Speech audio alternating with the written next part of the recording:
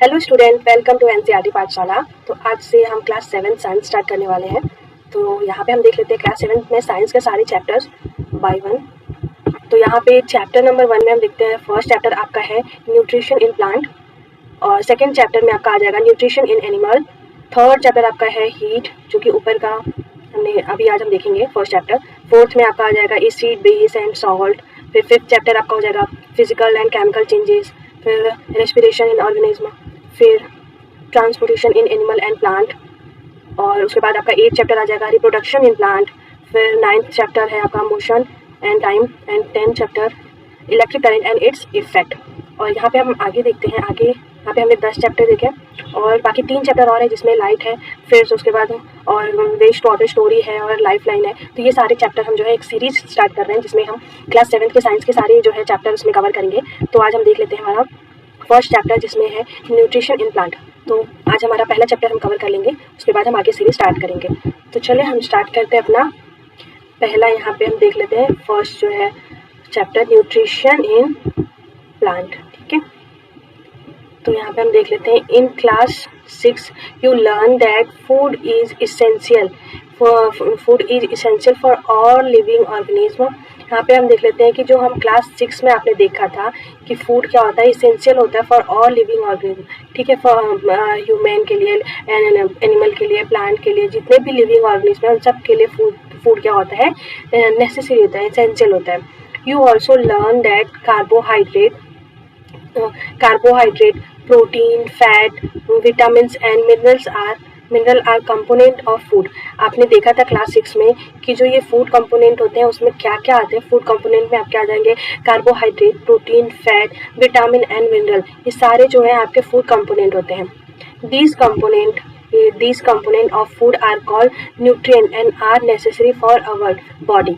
तो ये क्या बोल रहा है कि ये जो फूड कंपोनेंट है इनको हम क्या बोलते हैं, न्यूट्रिएंट। न्यूट्रिएंट यही हम जो लेते हैं, जितने फूड हम लेते हैं उन सब में यही सारे न्यूट्रिएंट होते हैं, carbohydrate, fat, protein, vitamins and minerals, ये सारे होते हैं। तो इनको हम क्या बोलते हैं, न्यूट्रिएंट बोलते हैं। और ये क्या होते हैं, नेसेसरी होते हैं हमारी बॉडी के लिए, ठीक है। आई होप यहाँ तक आपको क्लियर हो गया होगा।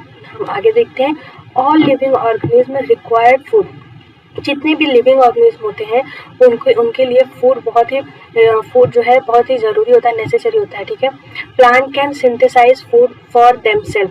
यहाँ पे बोल रहे हैं प्लांट जो है वो can synthesise food for themself. Plant खुद अपना फूड जो है तैयार करते हैं, खुद जो है सिंथेसाइज करते हैं अपने फूड को।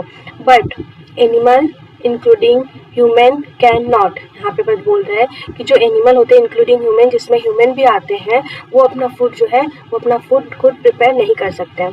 They get it from plants और एनिमल दैट ईट प्लांट। वो क्या करते हैं, they get it from plant और एनिमल दैट ईट प्लांट। वो कैसे पाते हैं अपने, मतलब जो एनिमल होते हैं, जो एनिमल्स रहते हैं और ह्यूमन्स रहते हैं, वो अपना जो है 1 सेकेंड, हाँ। तो they get it from plant और एनिमल। वो क्या करते हैं, अपने फूड को क्या करते हैं, प्लांट से और एनिमल से पाते हैं, जो ईट करते हैं किसको, प्लांट को। मतलब क्या यहाँ पे बोल रहा है कि वो प्लांट से अपना फूड प्राप्त कर लेते हैं और उन एनिमल से अपना फूड लेते हैं जो क्या कहते हैं, प्लांट को खाते हैं।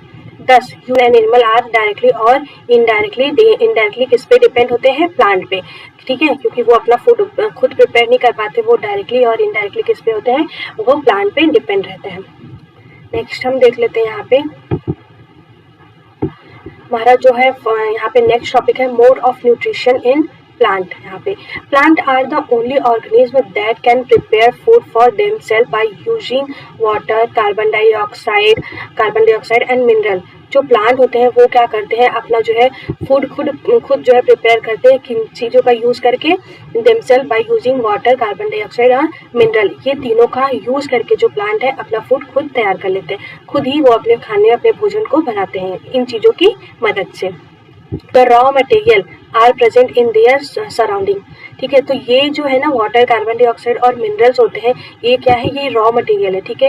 ये रॉ मटेरियल उनको क्या है, इस उनके सराउंडिंग से मिलता है और ये सराउंडिंग से लेके उनको ऑब्जर्व करके अपने फूड को बनाते हैं। The nutrient enable living organism to build their body, to grow, to repair damage part of their body and provide the energy to carry out life process. तो हमने क्लास 6 में देखा था कि जो है हम ये न्यूट्रिएंट क्यों लेते हैं, ये इसको जैसे हमारा जो है बॉडी के ग्रोथ के लिए, ठीक है, और कोई भी अगर बॉडी डैमेज हो जाती है उसके रिपेयर के लिए, और हमारे ये इस चीज़ों के लिए हम न्यूट्रिएंट जो है हम अपनी बॉडी में लेते हैं, और इनके थ्रू जो है हमें एनर्जी प्रोवाइड होता है। Nutrition is taking food, nutrition is the mode of taking food by an organism and its utilisation by the body. तो यहाँ पे क्या कह रहा है कि जो न्यूट्रिशन होता है इज द मोड, ये mode of taking food by an organism, ये क्या होता है कि जो है के लिया जाता है और यूटिलाइज करता है, हमारी बॉडी जो है इसको क्या करती है, यूटिलाइज करती है, ठीक है। जो भी हम न्यूट्रिशन हमारी बॉडी जो लेती है, जो ऑर्गेनिज्म जो लेते हैं न्यूट्रिशन, तो वो हमारी बॉडी उसको क्या करती है, यूटिलाइज कर लेती है। द मोड ऑफ न्यूट्रिशन, यहाँ पे देखिए, the mode of nutrition in which organisms take food themselves from simple substance is called autotrophic। तो यहाँ पे क्या बोला गया है कि the mode of nutrition which organism make food themself, जो द मोड ऑफ न्यूट्रिशन होते हैं, फूड बनाते हैं खुद से, वो सिंपल सब्सटेंस का यूज़ करके, जो सिंपल सब्सटेंसेस आपने देखा था जिसमें कार्बोहाइड्रेट और उसके बाद वाटर और मिनरल्स होते हैं, वो सिंपल सब्सटेंस का यूज़ करके अपना फूड तैयार करते हैं, उनको हम क्या बोलते हैं, ऑटोट्रॉपिक। तो ऑटो मतलब क्या होता है, सेल्फ, ठीक है, ऑटो मीन्स होता है सेल्फ, और ट्रॉप्स मतलब नरिशमेंट, यानी खुद से जो नरिशमेंट करते हैं। तो यहाँ पे हम देख लेते हैं जैसे nutrition, therefore plant are called, तो हम उन प्लांट को क्या बोलेंगे, ऑटोट्रॉप्स। जो प्लांट जो है खुद से मतलब अपना फूड प्रिपेयर करते हैं, वो प्लांट को हम क्या बोलेंगे, autotroph. Animal and most other organism take in food prepared by plant. They are called heterotroph। तो यहाँ are called हेट्रोट्रॉप। तो यहाँ पे हम देखते हैं कि जो animal and most other organism take in food prepared by plant, जितने भी एनिमल होते हैं या जो भी ऑर्गेनिज्म होते हैं जैसे ह्यूमन वगैरह, तो वो क्या करते हैं, अपना फूड कैसे प्रिपेयर करते हैं, फूड प्लांट के द्वारा, मतलब वो प्लांट पे डायरेक्टली और इनडायरेक्टली डिपेंड रहते हैं, तो वो प्लांट से अपना फूड प्रिपेयर करेंगे, तो हम उनको क्या बोलेंगे, हेट्रोट्रॉप। तो ऊपर हमने देखा कि जो प्लांट जो है वो हम प्लांट को क्या बोलेंगे, ऑटोट्रॉप, यानी जो भी अपना फूड देमसेल्फ यानी खुद से प्रिपेयर करते हैं उनको हम बोलते हैं ऑटोट्रॉप, और जो डायरेक्टली और इनडायरेक्टली क्या करते हैं, प्लांट पे डिपेंड रहते हैं, उनको हम बोलते हैं हेट्रोट्रॉप। यानी हेट्रो मतलब अदर, और ट्रॉप्स का मतलब आपने देखा यहाँ पे होता है नरिशमेंट, यानी दूसरे के द्वारा नरिशमेंट से अपना फूड तैयार करते हैं। नाउ यहाँ पे हम देख लेते हैं, now we may ask where the food factory of plant are located. आप जो है आपके मन में क्वेश्चन होगा कि फूड जो है कहाँ पे लोकेटेड होगा फूड। तो यहाँ पे हम देख लेते हैं, whether food is made in all part of a plant और only in certain part. Plant मतलब जो प्लांट होते हैं उनके हर पार्ट में बनते हैं या फिर एक सर्टेन पार्ट में ही बनते हैं। How do plants obtain the raw material from the surrounding. How do plant obtain, ये जो प्लांट होते हैं वो सराउंडिंग से इन रॉ मटेरियल को कैसे ऑब्टेन करते हैं। How do they transport them to the food factory of a plant. यहाँ पे कह रहा है कि यहाँ पे ये कैसे इसको जो है फूड फैक्ट्री तक इसको कैसे ट्रांसपोर्ट करते हैं, जो इनके रॉ मटेरियल जो सराउंडिंग में मिलते हैं, how do they transport them to the food factory of a plant. तो यहाँ पे हम देख लेते हैं फोटोसिंथेसिस यानी food making process in plant. यहाँ पे इनके जो है आंसर आपको मिलेंगे, तो यहाँ पे हम इनका देख लेते हैं। तो यहाँ पे क्या कह रहा है, लीव्स, जो leaves are the food factory of a plant. जो लीव्स होती हैं, जो पत्तियाँ होती हैं, वो ही क्या कहलाती है, फूड फैक्ट्री कहलाती है। यानी जो पत्तियाँ होती हैं वो एक तरह से रसोई घर कहलाती है, क्योंकि जो है जो फूड बनता है, जो प्लांट के जो भोजन तैयार होते हैं वो कहाँ होते हैं, लीव्स में होते हैं, यानी पत्तियों में होते हैं। Therefore all the raw material must reach the leave. तो क्या होता है, जब रसोई घर हम इनको कहते हैं, फूड फैक्ट्री कहते हैं लीव्स को, तो क्या होता है कि जो जितने रॉ मटेरियल्स होते हैं वो मस्ट रीच द लीव, वो पत्तियों तक पहुंचते हैं, ठीक है। Water and minerals present in the soil, ठीक है, present in the soil are observe by the root and transport to the leaves.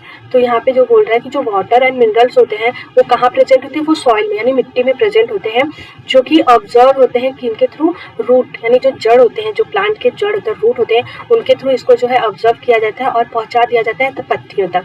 तभी जो है इन रॉ मटेरियल का यूज़ करके लीव क्या करती हैं, अपना भोजन बनाती है, अपना फूड तैयार करती हैं। तो यहाँ पे देखिए, तो carbon dioxide from air is taken in through the tiny pores present on the surface of leaves। तो आपने देखा होगा कि जो पत्तियां होती हैं, जो लीव्स होती हैं, ऐसे उनके पत्तियों पे एक टाइनी जो है, 1 सेकेंड, उनके पत्तियों पे क्या होता है, एक टाइनी पोर्स होते हैं, प्रेजेंट होते हैं उनके पत्तियों पे। उनके द्वारा जो है वो क्या करते हैं, कार्बन डाइऑक्साइड को वो ऑब्जर्व करते हैं। These pores are surrounded by guard cell, ठीक है। ये जो है, ये पोर्स क्या होते हैं, सराउंडेड होते हैं किससे, गार्ड सेल से। सच अ पोर्स आर कॉल्ड स्टोमेटा, ठीक है। तो ये पोर्स क्या कहलाते हैं, स्टोमेटा कहलाते हैं। अभी मैं इनका आपको फिगर दिखाऊंगी कि स्टोमेटा क्या होता है। आपने ध्यान दिया होगा कि जो लीव्स होते हैं उसको आप ना नेकेड आइज से नहीं देख सकते। तो जब भी आप उसको नेकेड आइज से नहीं देख सकते, तो जब भी आप उसको माइक्रोस्कोप से देखेंगे तो उसमें आपको छोटे छोटे टाइनी पोर्सेस दिखाई देंगे। वो टाइनी पोर्सेस जो क्या होते हैं, वो क्या होते हैं, वो गार्ड सेल्स होते हैं, ठीक है। उनको स्टोमेटा कहते हैं। उसमें गार्ड सेल्स होते हैं।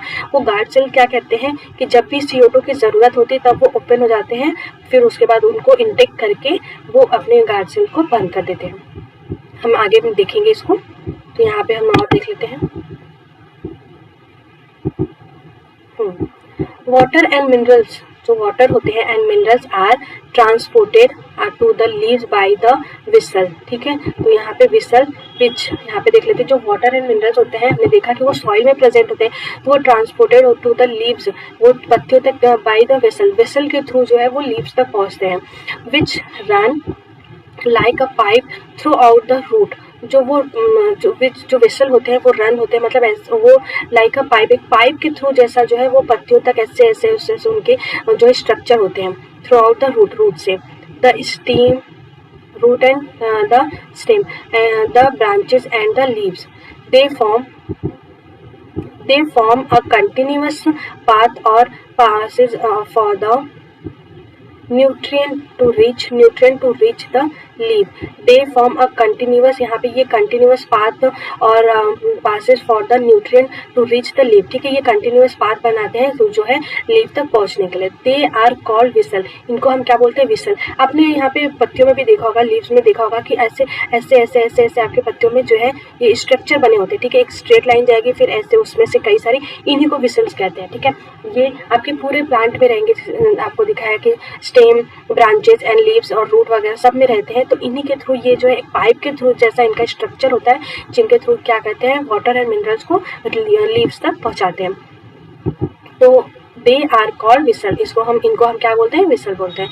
You will learn more about the transport of material in plant in chapter 7। यहाँ पे हम और देख लेते हैं आगे। आई होप आपको यहाँ तक सारी चीज़ें क्लियर हो गई होंगी। तो आगे हम देख लेते हैं कि the leave,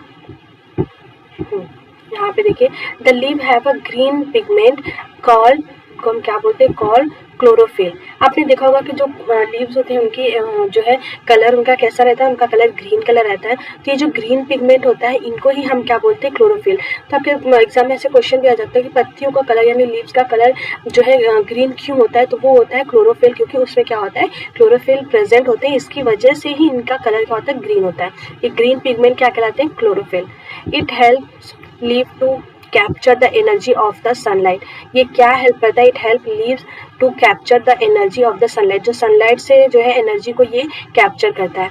this energy is use to synthesize food from carbon dioxide and water. तो ये जो है एनर्जी क्या करता है, इसका यूज करता है, किस चीज़ के लिए इसकी एनर्जी का यूज होता है, प्रिपेयर करने के लिए, यानी सिंथेसाइज करने के लिए food from carbon dioxide and water.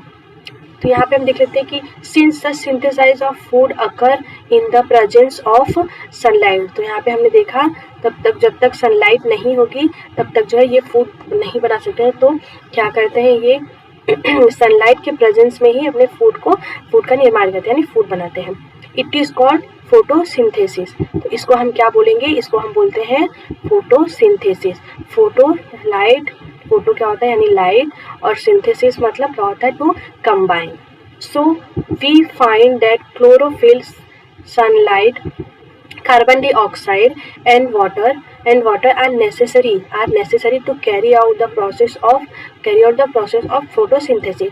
Since हमने देखा कि जो है क्या होता है कि so we find that हमने पाया कि जो क्लोरोफिल है, सनलाइट है, कार्बन डाइऑक्साइड और वाटर क्या होते हैं, ये नेसेसरी होते हैं फोटोसिंथेसिस में, यानी जो फोटोसिंथेसिस की प्रक्रिया होती है इसमें जो है इन सभी का यूज किया जाता है। तो यहाँ पे हम देखते हैं it is a unique process on the earth, ये जो है एक यूनिक प्रोसेस होता है अर्थ पे। The solar energy is captured by the leaves and stored in the plant in the form of food. The solar energy is captured by the leaves. जो solar energy जो होता है, जो सनलाइट होता है उससे एनर्जी जो लेते हैं वो कैप्चर होते हैं लीव के थ्रू। जो लीव्स होती है, पत्तियां होती है, उनको कैप्चर करती है और स्टोर करती है in the form of food. जो फूड के फॉर्म में कहाँ पे स्टोर करती है, वो प्लांट में स्टोर हो जाता है। Thus sun is the ultimate source of energy for all living organism. तो हम कह सकते हैं कि जो सन होता है वो अल्टीमेट सोर्स होता है, ठीक है, ultimate source of energy for all living organism. Next हम देख लेते हैं यहाँ पे। आई होप यहाँ तक तो आपको सभी चीज़ें क्लियर हो गई होंगी। तो स्टूडेंट, अगर आपको कहीं कोई डाउट होता है या कोई चीज़ें क्लियर नहीं होती तो आप कमेंट में आप मैसेज कर दीजिएगा, कमेंट बॉक्स में कमेंट कर दीजिएगा, तो मैं आपके क्वेश्चन का, ठीक है, सॉल्यूशन आपको दे दूँगी। तो हम नेक्स्ट आगे हम देख लेते हैं। Can you imagine life on earth in the absence of photosynthesis. In the absence of photosynthesis there would not be any food. तो आप इमेजिन कर सकते हैं जो है अर्थ सिंथेसिस अब्सेंस हो, तो in the absence of photosynthesis there would not be any food. वहाँ पे जब फोटोसिंथेसिस नहीं होगा उसके अब्सेंस में क्या होगा कि कोई भी फूड नहीं बन सकता है, ठीक है। जब फोटोसिंथेसिस नहीं होगा तो फूड जो है उनको एनर्जी नहीं मिलेगा, सनलाइट नहीं मिलेगी, तो क्या होगा, फोटोसिंथेसिस नहीं होगा तो क्या होगा कि किसी भी तरह का फूड का निर्माण नहीं हो पाएगा। The survival of almost all living organism directly और indirectly depend upon the food made by the plant. हमने देखा पीछे कि जो है जो जितने भी ऑर्गेनिज्म होते हैं, लिविंग ऑर्गेनिज्म होते हैं, वो क्या करते हैं, डायरेक्टली और इनडायरेक्टली किस पे डिपेंड होते हैं, वो प्लांट पे ही डिपेंड होते हैं। Besides oxygen which is essential for the survival, beside जो ऑक्सीजन होता है विच इज इसेंशियल होता है, ऑक्सीजन भी आप जानते हैं कि क्या होता है, इसेंशियल होते हैं for all the organism is produced during the photosynthesis. जो ऑल द सभी ऑर्गेनिज्म के लिए जो है इसेंशियल होते हैं, तो वो क्या होते हैं, जो कि प्रोड्यूस होते हैं ड्यूरिंग द फोटोसिंथेसिस के दौरान ही वो क्या होते हैं, प्रोड्यूस होते हैं। हमने देखा था कि जो लीव्स होते हैं, जो पत्तियां होती हैं, उनमें क्या होता है, गार्ड सेल्स होते हैं। तो गार्ड सेल्स मैंने बताया था आपको कि उसमें क्या होता है, गार्ड सेल में क्या होता है कि जब भी CO2 की उनको ज़रूरत होती है, क्योंकि वो कार्बन डाइऑक्साइड के मौजूदगी में ही अपने फूड का निर्माण करते हैं, ठीक है, अपना फूड प्रिपेयर करते हैं। तो जब उनको CO2 की ज़रूरत होती है तो क्या करते हैं, अपना गार्ड सेल्स ओपन कर देते हैं। मैं अभी इनका फिगर आपको दिखाऊंगी, यहाँ पे आप देखिए। पहले मैं आपको इसका स्ट्रक्चर तो देखिए, ये लीव्स है, ठीक है, ये सेक्शन ऑफ अ लीव का यहाँ पे स्ट्रक्चर दिखाया गया। देखिए यहाँ पे ये गार्ड सेल्स है, ठीक है, ये स्टोमेटा है, यहाँ पे आपका क्लोरोफिल है, जिनकी वजह से ये पत्तियाँ ग्रीन दिखाई गई। तो ये जो गार्ड सेल्स होते हैं यहाँ पे, ये देखिए यहाँ पे गार्ड सेल्स आपका दिखाया गया है। तो इनको जब CO2 की ज़रूरत होती है तो ये क्या होते हैं, खुलते हैं और फिर क्लोज हो जाते हैं। तो जब ये खुलेंगे तो यहाँ से क्या होगा कि जो एक्स्ट्रा जो वाटर होता है और ऑक्सीजन, तो ये क्या करते हैं, अब हमारे इन्वायरमेंट में, सराउंडिंग में क्या करते हैं, रिलीज कर देते हैं, ठीक है। चलिए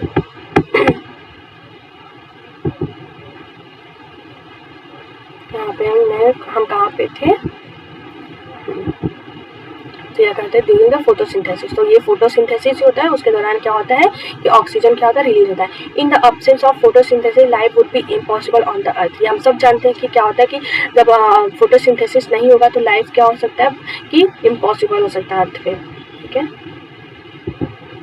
चलिए यहाँ पे आप देखिए कि एक डायग्राम दिखाया गया है शोइंग फोटोसिंथेसिस में क्या होता है, जो लाइट की एनर्जी जो है, ये लीव्स है, ये लाइट की एनर्जी को ऑब्जर्व कर रही है प्लस कार्बन डाइऑक्साइड लेके, ठीक है, और क्लोरोफिल की वजह से जो है ये पत्तियां ग्रीन दिखा रही है, और नीचे से यहाँ पे क्या ले रही है, वाटर एंड मिनरल्स इनको लीव्स तक जा रही है, और लीव्स जो है अपना फूड प्रिपेयर करती है और जो है ऑक्सीजन क्या करती है, रिलीज कर देती है। ये जो है आपका फोटोसिंथेसिस का पूरा डायग्राम दिखाया गया। तो यहाँ पे हम देख लेते हैं कि during photosynthesis chlorophyll containing cell of leaves तो फिगर 1.2 में दिखाया गया था, जो कि ऊपर था। In the presence of sunlight use carbon dioxide and water to synthesize carbohydrate. तो हमने देखा था in the presence of sunlight में क्या करता है, यूज करता है carbon dioxide and water to synthesize carbohydrate. Carbohydrate को बनाने के लिए ये प्रोसेस करता है। तो इस प्रोसेस को हम क्या बोलेंगे, the process can be represent in the equation. तो इस प्रोसेस को हम क्या बोलते हैं, फोटोसिंथेसिस। तो इसको हम क्या है, एक इक्वेशन के माध्यम से यहाँ पे रिप्रेजेंट किया गया है। एक इक्वेशन यहाँ पे रिप्रेजेंट किया गया, जिसमें देखिए हम यहाँ पे देख लेते हैं कार्बन डाइऑक्साइड और प्लस क्या होता है यहाँ पे वाटर है। ठीक है, तो ये प्रोसेस क्या होता है कि सनलाइट और क्लोरोफिल के प्रेजेंस में होगा। तो ये फिर क्या है, जो फाइनल हमें मटेरियल मिलेगा ये हो जाएगा कार्बोहाइड्रेट और ऑक्सीजन, जो कि ऑक्सीजन क्या करता है, ये रिलीज कर देता है और कार्बोहाइड्रेट जो है वो इसमें स्टोर हो जाता है। तो ये आपका जो कार्बन और डाइऑक्साइड और वाटर ये रॉ मटेरियल हो जाएगा और ये हमारा जो है ये फाइनल मटेरियल हो जाता है। ठीक है, आई होप आपको क्लियर हो रही होंगी चीज़ें। ठीक है, अगर प्रॉब्लम होगी तो आप जो कमेंट बॉक्स में कमेंट कर दीजिएगा, तो आपकी जो है वो डाउट आपके सॉल्व हो जाएंगे। तो यहाँ पे मैंने आपको ये स्ट्रक्चर दिखा दिया, ये लीव्स है। ठीक है, ये सेक्शन ऑफ लीव है। तो during the process oxygen is released. The presence of starch in leaves indicate the occurrence of photosynthesis. Starch is also a carbohydrate. हमने इसके पहले क्लासेस में आपने पढ़ा होगा कि जो स्टार्च होते हैं वो ब्लू ब्लैक कर देते हैं, ये जो आपने देखा था। तो leaves indicate the occurrence of photosynthesis. तो जो starch is also a carbohydrate होते हैं। स्टार्च क्या कहलाते हैं, ऑल्सो अ कार्बोहाइड्रेट हो जाते हैं। तो यहाँ पे हम जो देख लेते हैं, एक एक्टिविटी दिखाई गई है। यहाँ पे ये एक्टिविटी है 1.1 यहाँ पे। तो यहाँ पे क्या दिया गया, take a 2 potted plant of the same kind. ठीक है, 2 टाइप के सेम टाइप के जो है प्लांट लेने हैं गमले में। ठीक है, keep one in the dark, यहाँ पे डार्क और इन अ ब्लैक बॉक्स। ठीक है, for 72 hours and the other is in sunlight. यहाँ पे बोला गया कि 2 प्लांट हमें लेने हैं गमले में। तो एक को हमें क्या करना है, एक को हमें या तो डार्क एरिया में डार्क रूम में रखना है, या फिर किसी भी बॉक्स में आप रख सकते हैं जहाँ पे सनलाइट ना हो, और दूसरे को कहाँ रखना है, सनलाइट में रखना है। कितने, 72 आवर्स तक। तो हम 72 आवर्स तक इसको रखेंगे। फिर हम क्या ऑब्जर्व करते हैं, नीचे देख लेते हैं। फिर क्या होता है कि perform iodine test with the leaves of both the plant as you did in class 6। तो उस पर हमें क्या करना है, आयोडीन टेस्ट करना है, जो कि आपने किसमें क्लास 6 में किया हुआ। फिर क्या करेंगे हम, रिकॉर्ड योर रिजल्ट। तो हम जो है now leave the pot which was earlier kept. तो हम क्या करते देखते हैं कि iodine test with the leaves of both the plants as you did in class 6 में, रिकॉर्ड योर रिजल्ट। तो उसमें हम देखते हैं कि जो हम आयोडीन टेस्ट करते हैं तो उसमें जो है एक जो लीव होती है जो सनलाइट में रखी रहती है वो क्या हो जाती है, वो ग्रीन रहेगी। आप टेस्ट करके देखिएगा एक बार, सनलाइट वाली जो रहती है ग्रीन, तो उसमें क्योंकि सनलाइट में आपका फोटोसिंथेसिस हुआ है तो कार्बोहाइड्रेट तो प्रेजेंट होगा। तो कार्बोहाइड्रेट हमने ऊपर देखा कि वो क्या होते हैं, स्टार्च होते हैं, जो ऑल्सो अ स्टार्च। तो स्टार्च है। तो जब हम आयोडीन टेस्ट करेंगे तो आपने पढ़ा था क्लास 6 में कि जब हम आयोडीन टेस्ट करते हैं और स्टार्च प्रेजेंट रहता है उसमें, तो वो क्या करता है, उसको ब्लू और ब्लैक कलर में चेंज कर देता है। तो आपका जो ग्रीन लीव्स है जो सनलाइट में आपने रखा है तो वो क्या हो जाएगा, आपका वो ब्लू और ब्लैक में हो जाएगा। और जो आपने अंधेरे में या बॉक्स में आपने वो जो प्लांट रखा था उस पर आप करेंगे तो उसका कलर कुछ आपका रेडिश कलर में आ जाएगा। आप एक बार ट्राई करिएगा, ये एक्टिविटी आप अपने घर पे करके देखिएगा तो आपको क्लियर हो जाएगा। नाउ नेक्स्ट हम आगे देखते हैं। Now leave the pot which was earlier kept in the dark in the sunlight for 3 to 4 days and perform the iodine test again on its leaf। तो यहाँ पे बोल रहा है कि जो आपने जो डार्क एरिया में रखा था प्लांट को, उसको भी आप जो है सनलाइट में ले जाके 3 से 4 दिन आप रखिए। फिर उस पर जो है आयोडीन टेस्ट करना है, उस पर उसकी पत्तियों पे तो रिकॉर्ड करना है उस चीज़ को, record your observation in your notebook में। ठीक है, उसका ऑब्जर्वेशन रिकॉर्ड करना है। तो आप क्या देखेंगे कि जो the leaves other than green also है क्लोरोफिल। तो हम क्या देखते हैं, जो लीव्स है अदर देन ग्रीन ऑल्सो है क्लोरोफिल, तो उसमें क्या होगा कि जब हम सन में रखेंगे 3 से 4 दिन तो वो भी फोटोसिंथेसिस करने लगेगा, वो भी अपना फूड बना लगेगा। तो जब फोटोसिंथेसिस होगा तो उसमें क्या होगा, फिर उसमें भी जो है कार्बोहाइड्रेट स्टोर हो जाएगा, और कार्बोहाइड्रेट यानी स्टार्च। तो जब उस पर आप आयोडीन टेस्ट करेंगे तो वो भी आपका ब्लू और ब्लैक कलर में चेंज कर देगा। ठीक है, तो the large amount of red brown and other pigment mask the green colour. हमने आपने कहीं हमेशा देखा होगा कि बहुत सारी लीव्स ऐसी होती है जिसमें अलग अलग डिफरेंट कलर के, ग्रीन ना होकर कोई और कलर, जैसे यहाँ पे पर्पल, कुछ ब्राउनिश रेड दे देता है, या फिर कोई भी कलर अलग डिफरेंट कलर होते हैं। तो उसमें क्या होता है, ये जो वो कलर हमको दिखाई देता है ना, उसमें वो कलर का पिगमेंट ज़्यादा होता है। तो क्या होता है, जो brown and other colour pigment mask the green colour, तो वो ग्रीन कलर के को मास्क कर देते हैं, जिसकी वजह से हमें जो है ग्रीन कलर ना दिखाई देके हमें वो कलर का पिगमेंट जो है वो काफ़ी ज़्यादा रहता है, ठीक है। तो वो कलर हमें इसकी वजह से दिखाई देते हैं। Photosynthesis take place in these leave also, ठीक है। तो इसमें क्या होता है कि ऐसा नहीं है कि ये कलर ग्रीन नहीं है तो इसमें फोटोसिंथेसिस नहीं होगा। हर लीव्स में, हर पत्ती में जो है फोटोसिंथेसिस होता रहता है। यू ऑफन सी, यहाँ पे you often see slimy green patches in pond और स्टेन वाटर बॉडी, ठीक है। आपने देखा होगा कि जो पॉन्ड्स होते हैं या फिर कहीं एक्स्ट्रा पानी जमा हो जाता है, तो आपने देखा होगा कि जो ग्रीन कलर की काफ़ी स्लिपी या स्लाइमी जो है पैचेस आपको दिखाई दिए होंगे, जिसको हिंदी में आप काई भी बोलते हैं, तो वो आपको दिखाई देते हैं। These are generally formed by the growth of organism called algae। तो वहाँ पे क्या होता है कि एक ऑर्गेनिज्म का ग्रोथ होने लगता है, ठीक है, जिसको हम क्या बोलते हैं, एल्गी बोलते हैं। उसको हम क्या बोलेंगे, एल्गी। तो can you guess why algae are green in colour. तो आप गेस कर सकते हैं कि जो है एल्गी जो है ग्रीन कलर में क्यों होता है। तो they contain chlorophyll which give them the green colour.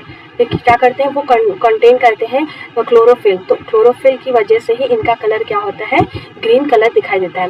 तो algae can also prepare their own food by photosynthesis. Algae भी क्या होता है, इसमें भी क्लोरोफिल होता है, और ये भी क्या करते हैं, प्रिपेयर करते हैं, अपना खुद जो है अपना फूड को प्रिपेयर करते हैं, ठीक है। तो हम यहाँ पे देख लेते हैं अदर कार्बोहाइड्रेट।